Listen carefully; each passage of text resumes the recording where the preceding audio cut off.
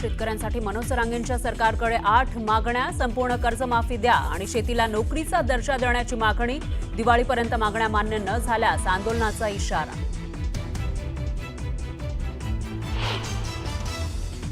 आमचं गुलामीचं गॅझेट मग इंग्रज काय तुमच्या घरात राहत होता का?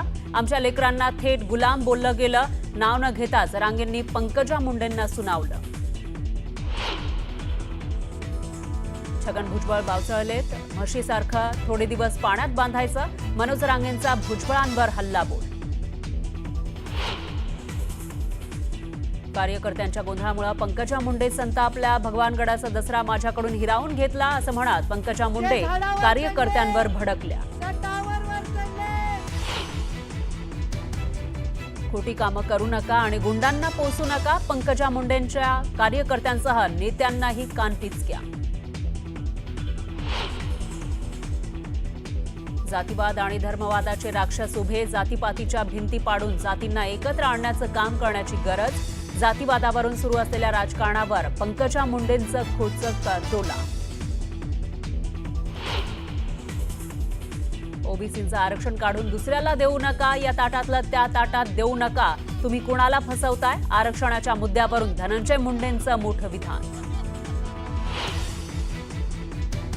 माध्यमांनी माझी मीडिया ट्रायल केली, मात्र अडचणीच्या काळामध्ये बहिणीनं आधार दिला. काहीही न करता मी शिक्षा भोगतोय. धनंजय मुंडेंनी व्यक्त केली खंत. पंकजा मुंडेंच्या मेळाव्यामध्ये झळकले वाल्मिक कराडचे फोटो. संतोष देशमुख हत्याप्रकरणी कराड सध्या जेलमध्ये, मात्र मेळाव्यामध्ये कराडचे फोटो झळकल्यानं चर्चांना उधाण. गोरेगावातील नेस्को सेंटरमध्ये शिंदेंच्या शिवसेनेचा दसरा मेळावा. मेळाव्याच्या पार्श्वभूमीवर जय्यत तयारी.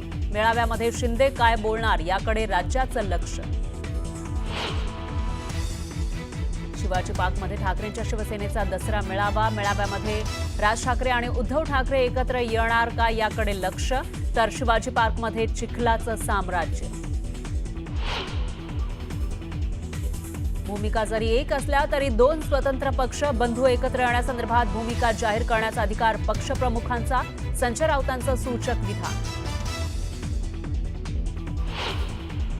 3 लोकमत. आज दसरा आहे आणि दसऱ्यानिमित्त वेगवेगळ्या राजकीय घडामोडी, राजकीय मेळावे होताना दिसत आहेत. या सगळ्यांचे अपडेट आपण न्यूज 18 लोकमतच्या माध्यमातून घेत राहणार आहोत. राज्यामध्ये दसऱ्याच्या मुहूर्तावर शिवसेनेच्या मेळाव्यांना विशेष महत्त्व आहे. शिवसेनेमध्ये उभी फूट पडल्यानंतर ठाकरेंची शिवसेना आणि शिंदेंची शिवसेना असा 2 गट पडलेले आहेत. ठाकरे आणि शिंदेंची शिवसेना असे 2 पक्ष झाल्यानंतर आता शिवसेनेचे 2 मेळावे होतात. पण यावेळेचा दसरा मेळावा ठाकरे आणि शिंदेंच्या शिवसेनेसाठी अतिशय महत्त्वाचा असेल.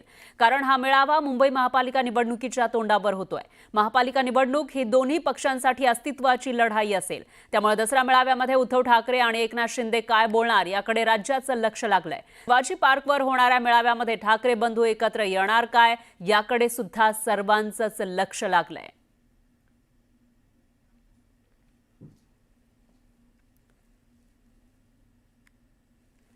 आणि याविषयीची अपडेट आपण घेणार आहोत. आपले प्रतिनिधी उदय जाधव हे नेस्को सेंटर गोरेगाव या ठिकाणावरून आपल्यासोबत जोडले गेले आहेत. श्रीकृष्ण आवटी हे शिवाजी पार्कवरून आपल्यासोबत जोडले गेले आहेत.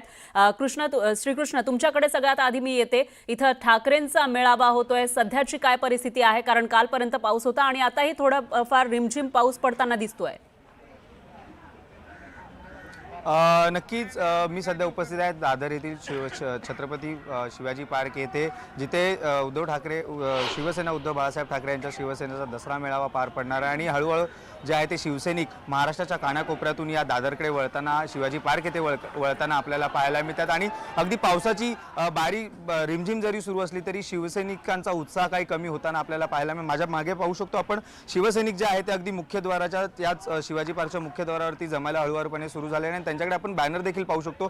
ठाकरे बंधू एकत्र येण्यासाठी होय आम्ही प्रयत्न केला असा देखील आशय द्या. आणि सगळीकडे जे बॅनर आपल्याला पाहायला मिळतात. आणि ठाकरे नावाची दहशत अबाधित राहण्यासाठी 2 भाऊ एकत्र येणे ही काळाची गरज आहे अशा आशयाचं देखील जे बॅनर जे आहेत ते सर्व शिवसैनिक वेगवेगळ्या महाराष्ट्राच्या कानाकोपऱ्यातून, वेगवेगळ्या जिल्ह्यातून आलेले आपल्याला पाहायला मिळतात.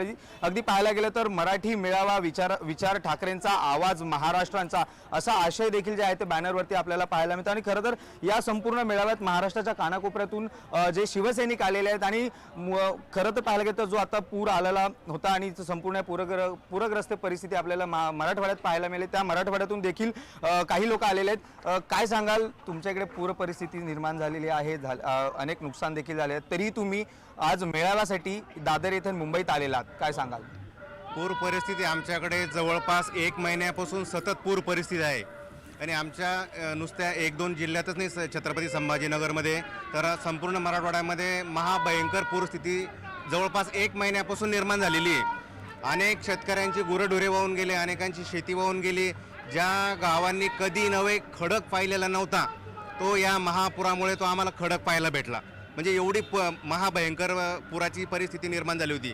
अनेकांची गुरेढोरे वाहून गेले आणि अनेकांची शेती, मग मका पीक असेल, कापूस पीक असेल. आमच्याकडे बहुतांशी 25-30% लोक अद्रक नावाचं पीक लावतात, ज्याला की एकरी 1 ते 1.5 लाख रुपये खर्च येतो. तो शेतकऱ्यांचा 100% आतापर्यंत वाहून गेलेला आहे. पण तुमचं जरी तुम्ही आता जसं म्हटलात की तुमच्या देखील पूर आला आणि अनेक नुकसान देखील झालं, पण तरीही तुम्ही आज मेळाव्यासाठी दादर येथे दाखल झाल्या, काय सांगाल?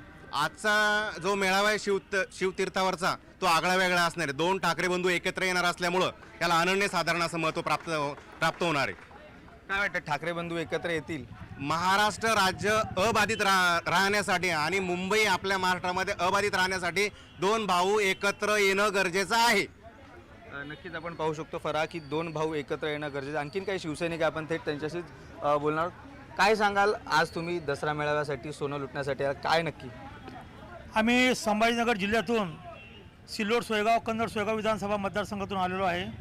हे सर्व वंदनीय बाळासाहेबांचे एक कडवट निष्ठावंत शिवसैनिक आहे. आज हा दसरा मेळावा नसून आमचा सण आहे. आम्ही गेल्या 30 वर्षापासून शिवतीर्थावर बाळासाहेबांपासून तर उद्धव साहेबांचे सर्व भाषण ऐकण्याकरता इथे येतो. वर्षभराचा आम्हाला एक टॉनिक आहे. आज साहेबांचं भाषण ऐकून आम्ही गावाकडे जाऊन त्याचे आम्ही वर्षभर आम्ही आमच्या ग्रामीण भागामध्ये त्याचं एक ज्यांनी जे 2 म्हणजे मुख्यमंत्री असताना 2 लाखाची कर्जमाफी केली होती, ते शेतकऱ्यांना आम्हाला जाणीव आहे. आणि अख्ख्या महाराष्ट्रामध्ये 36 जिल्ह्यापैकी 30 जिल्हे आज दुष्काळग्रस्त आहे. शेतकऱ्यांची गुरंढोरं वाहून गेली, ट्रॅक्टर वाहून गेले, काही गोरगरिबांचं सर्व घराचं साहित्य वाहून गेलं. आज त्यांना जीवन जगण्यासाठी कुठल्याही प्रकारचं सामान नाही. आज शेतकरी 10 वर्ष शेतकरी आज उठू शकत नाही अशी परिस्थिती झाली आहे. आमच्याकडे सर्वात जास्त मका, कपाशी, सोयाबीन सर्व नष्ट झालेलं आहे. आणि आज जर देवेंद्र फडणवीस सरकारला जर कर्जमाफी शेतकऱ्याला करायची असेल, का शेतकऱ्याला मदत करायची असेल, तर त्यांना पंजाब सरकारच्या धर्तीवर हेक्टरी 50,000 मदत करावी. आपण पाहू शकतो शिवसैनिक जे आहे ते आता छत्रपती शिवाजी महाराज पार्क येथे जे आहे ते हळूवारपणे जमायला झाले. जरी पावसाची रिपरिप असली तरी काही शिवसैनिकांचा उत्साह काही कमी झालेला आपल्याला पाहायला मिळत नाही. बरोबर आहे श्रीकृष्ण. एकूणच मोठ्या संख्येनं गर्दी या ठिकाणी दिसते, त्यामुळे आता संध्याकाळी उद्धव ठाकरे काय बोलणार याकडे लक्ष आहेच. यानंतर जाऊयात गोरेगाव नेस्को सेंटर या ठिकाणावरून आपले प्रतिनिधी उदय जाधव आपल्यासोबत जोडले गेले आहेत. उदय, काय सांगाल, शिंदेच्या शिवसेनेचा मेळावा होतोय, अगदी 1.5 तास राहिलेला आहे ऍक्च्युअल जो कार्यक्रम आहे तो सुरू होण्यासाठी. सध्याची स्थिती काय आहे, काय दृश्य दिसते? मी नेस्को येथील एक्झिबिशन सेंटरला आहे आणि तिथे थोड्याच वेळात शिवसेनेचा दसरा मेळावा जो आहे त्याला सुरुवात होणार आहे. सध्या इथे आपण पाहत असाल की माझ्या मागे गोरेगावच्या नेस्को सेंटरमध्ये तयारी जी आहे ती पूर्ण झालेली आहे. पुढील काही वेळातच शिवसैनिकांचं आगमन इथे मोठ्या संख्येने होणार आहे. सध्या इथे मुंबई पोलीस संपूर्ण परिसराची तपासणी करत आहेत. त्याचबरोबर बॉम्ब डिटेक्शन जे फोर्स आहे ते देखील इथे संपूर्ण तपासणी करत आहे. त्यांची संपूर्ण तपासणी पूर्ण झाल्यानंतरच शिवसैनिकांना या नेस्को सेंटरमध्ये आतमध्ये प्रवेश जो आहे तो दिला जाणार आहे. आपण समोर पाहत असाल जवळपास 100 फूट लांबीचा मोठा स्टेज जो आहे तो उभा करण्यात आलेला आहे आणि या स्टेजवरती शिवसेनेचे सर्व आमदार, खासदार, नेते यांना इथे स्थान देण्यात आलेलं आहे. आणि त्यानंतर सगळ्यांचं प्रमुख लक्ष असणार आहे ते म्हणजे शिवसेनेचे मुख्य नेते उपमुख्यमंत्री एकनाथ शिंदे यांच्या भाषणाकडे. ते त्यांच्या भाषणात नेमकं शिवसैनिकांना कशा प्रकारे मार्गदर्शन करणार आहे आणि पुढील राजकीय ध्येय धोरणं काय असतील या संदर्भात ते अधिक मार्गदर्शन शिवसैनिकांना करणार आहेत. मात्र सगळ्यात महत्त्वाचं म्हणजे येणाऱ्या स्थानिक स्वराज्य संस्थांच्या निवडणुका आणि मुंबई महानगरपालिकासह राज्यातील सर्वच महानगरपालिकांच्या ज्या प्रलंबित महानगरपालिकांच्या निवडणुका होणार आहेत त्या संदर्भातलं आहे। या संदर्भातलं निवडणुकीचं रणशिंग या दसरा मेळाव्यातून फुंकलं जाणार का हे पाहावं लागणार आहे। जसं सगळ्यांचं लक्ष छत्रपती शिवाजी महाराज मैदान येथील ठाकरे बंधू एकत्र येतात का याकडे लागलेलं आहे, तसंच महायुतीचं देखील एकूण निवडणुकीचं रणशिंग जे आहे ते या मेळाव्यातून फुंकलं जाईल का याकडे देखील सर्वांचं लक्ष लागलेलं आहे। सगळ्यात महत्त्वाचं म्हणजे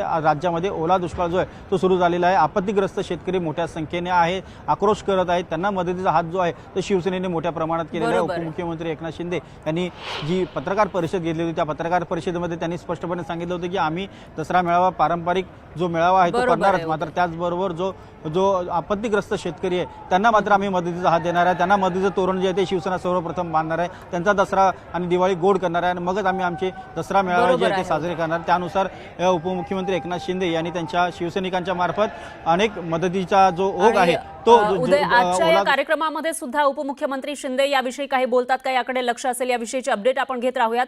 यानंतर जाऊया सुमित सावंत दादरवरून आपल्यासोबत जोडले गेले आहेत, त्यांच्याकडे जाऊयात। सुमित, काय सांगाल? शिवाजी पार्क जवळ आहे आणि दादर मार्केटमध्ये सुद्धा एरवी प्रचंड गर्दी असते, आज दसरा आहे, कशा पद्धतीची स्थिती तुम्हाला दिसते, काय चित्र दिसते आजूबाजूला?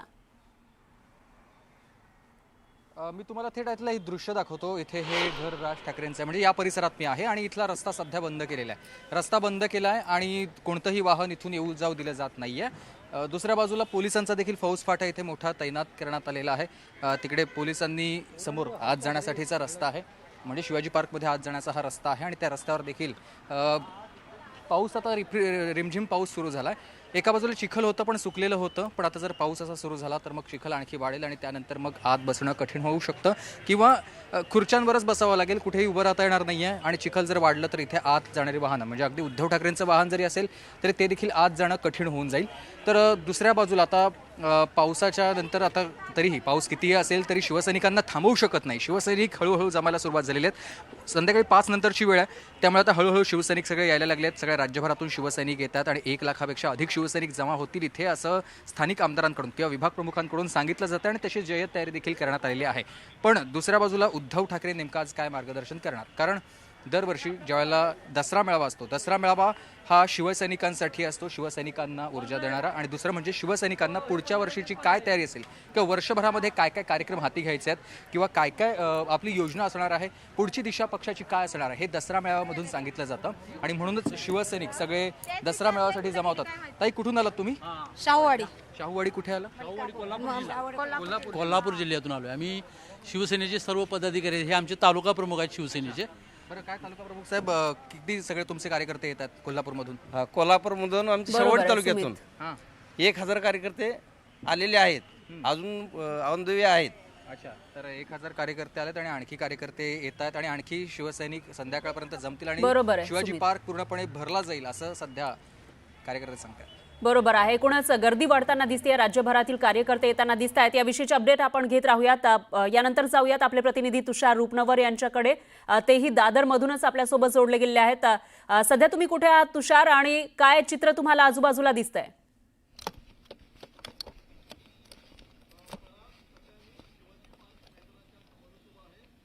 तुषार, आवाज येतोय माझा?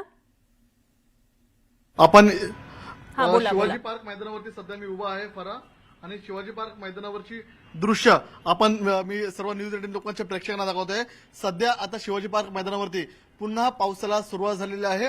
आयोजकांकडून स्टेज उभारण्यात आलेले आहेत, सर्व ठिकाणी खुर्च्या देखील लावण्यात आलेल्या आहे। मात्र तुम्ही शिवाजी पार्क मैदान जर आपण टॉप अँगलच्या माध्यमातून पाहत असाल तर आपल्या लक्ष देईल मागच्या बाजूला अद्यापही आपल्याला चिखल मोठ्या प्रमाणात असल्याचं पाहायला मिळतोय।